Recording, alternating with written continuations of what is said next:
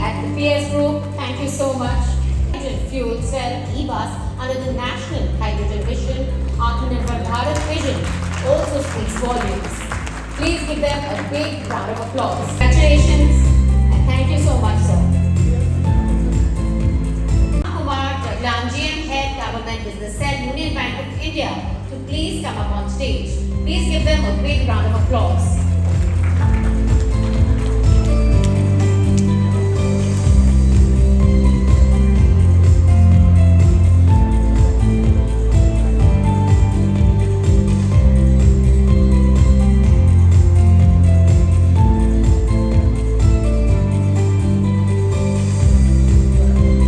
Before we get into the conversation, the first time I remember I got into an e-bus. And what struck me is the silence. It was so quiet and I was like, what's happening around me? So it was quite some time back and it was somewhere abroad, not in our country. And I said, why can't we have buses like this in our country? Now we are seeing these buses in our country too.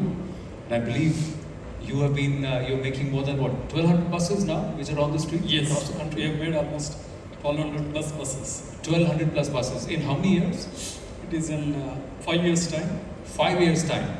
And these buses are all made in India, in the sense assembled in India. Yes, they're all made in India. I should say that they're all made in India. Other than battery cells, some of the child parts, everything is made in India. So nearly say 60%? 60% is being made in India, 40% is getting imported. Out of that 40%, 34% is the battery. Probably you may be knowing that whole world is dependent on China. Everyone imports from China, even remaining 6% some of the parts we import from China. You are an entrepreneur yourself, so let me ask you, in the interest of our country, are you trying to see something, find a solution that we don't depend on China? Yes. For our lithium batteries? Very soon. Probably you may be knowing that we found lithium reserves in Jammu and Kashmir. A surprising thing is, just yesterday, one of our investors, being Electra Greentech is a publicly listed company, one of our investors who had invested in our company almost for the past 4 years is with us. Yesterday, he came to us and he was inquiring about the future of the organization, how the business is going, what are the developments that are happening in the industry. So during that time, I was telling him that the battery prices in coming 2-3 years time, battery prices would decline. He started saying that how they get decreased. I told him that we found the reserves. We have the reserves in India, in Jammu and Kashmir. He told me that, I read the article a couple of months back, but it probably may take another decade to explore that. I said, probably you may not be knowing the fact, gentlemen. The government of India has started processing for exploration of lithium reserves which are found in Jammu and Kashmir. Very soon we are going to get the notification from Government of India inviting the various infra companies to explore the lithium reserves. Not only that, the other thing what Government of India is initiating is even the refinery which is required for this lithium is also being established. I mean, the inquiries are, the expression of interests are being asked from the industry to establish the refineries. So that way we are progressing, and very soon, probably in coming 2-3 years time, we will have huge battery manufacturing facilities in India. And the PLI scheme, under PLI scheme, Government of India has floated expression of interest, and 2-3 major players have submitted their interest to establish the battery manufacturing facility in India.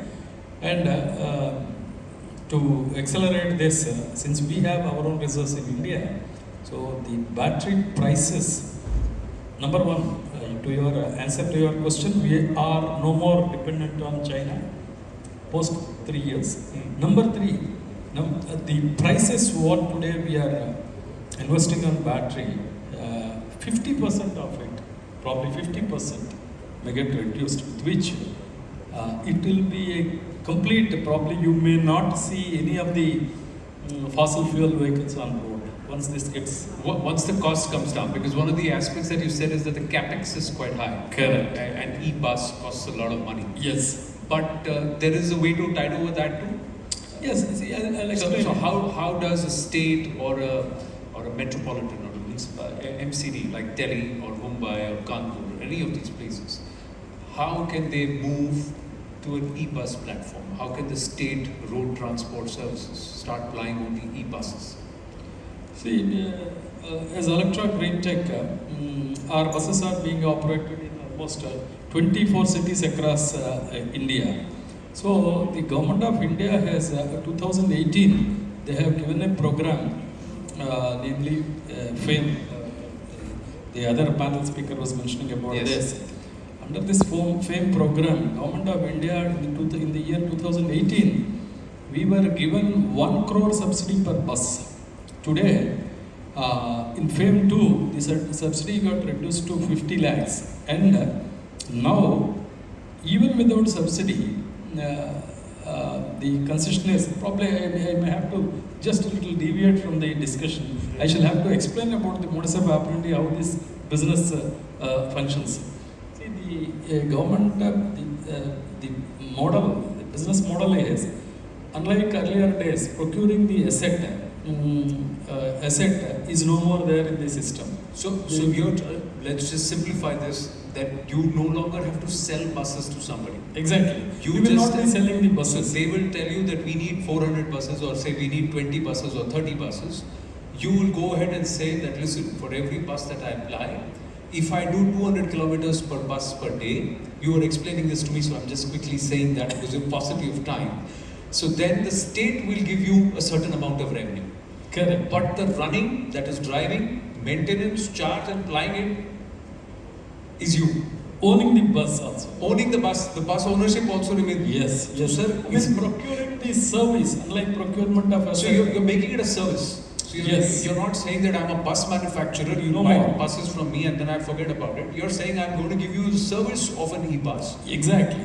The Niti Aayog, government of Niti Aayog has given a recommendation to all the state transport units not to procure the assets, rather to procure the services. So we will be But Venkat Garu, आप पैसा बना रहे हो? Pradeep. Pradeep Garu, are you making money? Is Yes, this a of course. profitable business? See, because 3 bus manufacturers cannot service all of the country. So if there are potential and entrepreneurs are saying, is this a profitable business?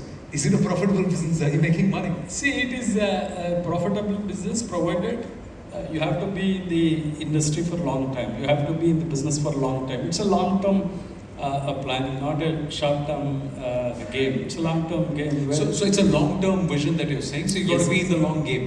You got to be in it for. Correct. But tell me one thing: you are making green buses or e-buses, but are they green buses?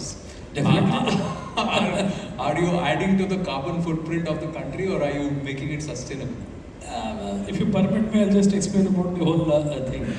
See, we have established the power projects across the country at various places. These projects produces the power, and once for example, if a thermal power project is starts its production, 24/7 it keeps producing the power. So during the off-peak times, that is our buses, we draw the power between 12 to 4 in the night, midnight. During the off-peak times, we draw the power. And we charge the batteries.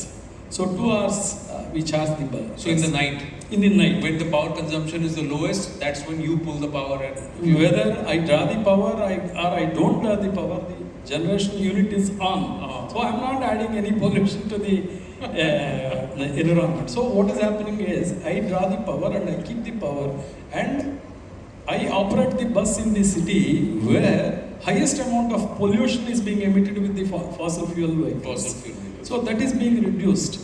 Correct. So no more I am adding any. So by default, overall, when they look at this net zero concept, so you may be generating a certain level of emission, but eventually if you are ending saving or contributing towards saving, so overall you come to somewhere which is your carbon emissions are minimal. But you're also saying that your bus charges in 2 hours. 2 hours, yes. I was just having a conversation with somebody before we came on stage and said these e-vehicles, यार ये charge करने में time बहुत लेते हैं. You're saying such a big bus, the battery charges in 2 hours. Earlier, yes, you are right. Earlier days, we used to charge the bus for 4.5 hours. But today, the fact of the matter is we are able to complete the charging even 1.5 hours time. To be precise, 1.5 hours time, 90 minutes we can complete the charging. And it is ready, the range for is about 200 kilometers. 200 kilometers. Exactly. So then tell me, sir, where is the problem? Everything looks green, everything looks good. So where is the red light? As we discussed, the capex is the serious problem. Side chat on sustainability. But before moving ahead, I would like to call back Mr. Rohit Singh on stage to give away our next set. Set up some SDGs or goals. How is corporate India responding to achieving those goals? Because unless there is participation all around, people's sociological behavior is okay, but industry emissions have to be addressed. Industries have to then change. So how has that been from your fair share of understanding and also studying how corporate India is responding to it? Thanks for that question. Certainly, the 17 SDG goals that the UN have set, which need to be achieved by 2030, need action from not only the governments, not only from the individuals. And in the first panel discussion, some very interesting facts were brought out about individual action. But I think the industry needs to play a very prominent role in fact, all the 17 SDG goals that have been set forward for achieving by 2030. How is industry faring in achieving those goals in India? I must say that industry has been a very active partner, not only with the UN but with the government also. And none of those goals can be achieved unless industry comes forward. Meaning for example, if I take the SDG 12, which is basically something that we are very concerned with, the SDG goal of sustainable consumption and production, which was talked about in the first panel discussion. Meaning that kind of a goal will not be achievable if the industry is not on board. And in India, what we are seeing is that industry is understanding that responsibility. We are now talking a lot about ESG, and industry is taking that up. But certainly I can say that the way the whole world is moving towards achieving the 1.5 degree, which is not happening, industry will also need to up their ambition and in India also, and in other countries of course. So I think India is looking forward to some very active participation by industry, and we have excellent examples of how industry is performing. But I think they all need to up the scale, ambition, as does the individual action or as does the government. Well, a lot of Marikwi. Kiya Dhara, us taraf, where the West did it, now it's all being imposed on us just at a time when we are poised to grow. And if you have to be competitive, you've got to keep your costs down. And suddenly you've indulged in a huge amount of capex in industries. And then they say, no, you've got to be green, you've got to but you've got to make it affordable. You can't go crazy with the costs. How difficult or easy is it? Very good question. So recently I was traveling abroad to an exhibition, and most of the communication, even in very boring and dull industries which are used in building material, they were all having a conversation on sustainability, on circularity, on conservation of water.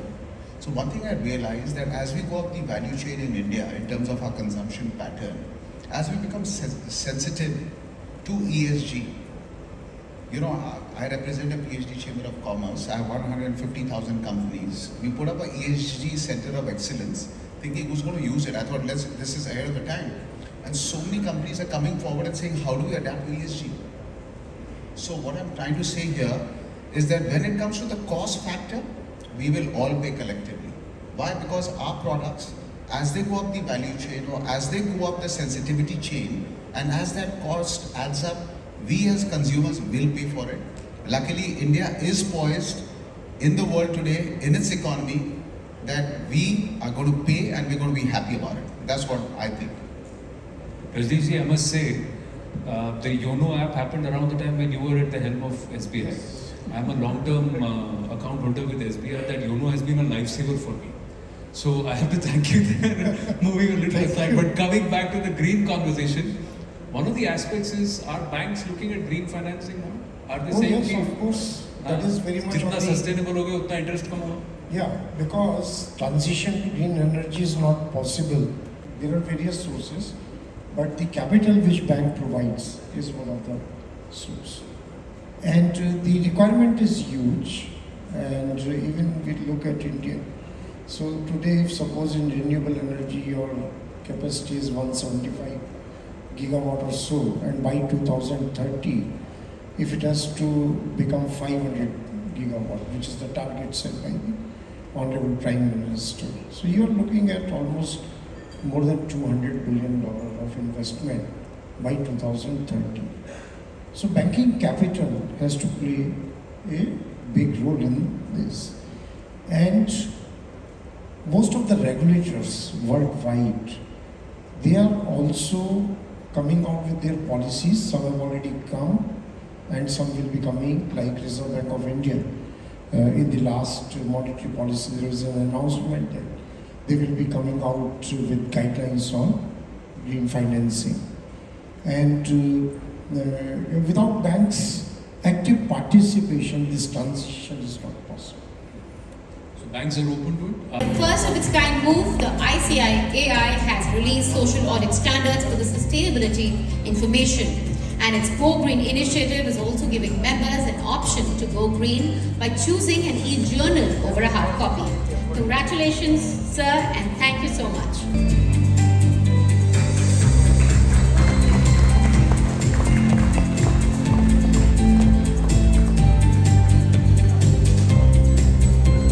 Flora and fauna is an ongoing process. ONGC continues to go beyond the regulatory compliance requirements when it comes to biodiversity.